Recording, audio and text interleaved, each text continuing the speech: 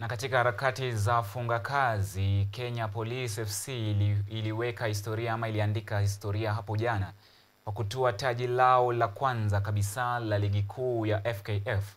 Ushindi muhimu wa bao 1-0 dhidi ya Shabana FC katika uwanja wa Kenyatta mjini Machakos uliwahakikishia ubingwa huo na kuwapiku wapinzani wao wa muda mrefu Gor Mahia.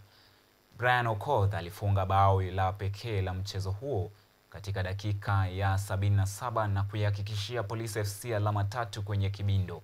Licha ya ushindi wa Gor Mahia wa bao 3-2 dhidi ya Ulinzi Stars haukutosha kuwazuia Kenya Police kunyanyua kombe. Matokeo mengine yalionyesha Nairobi City Stars ikishinda KCB FC mabao 2-1, Kakamega Homeboys ikipata ushindi wa bao 1-0 dhidi ya Bidco United, na AFC Leopards ikishinda FC Talanta mabao 3-1.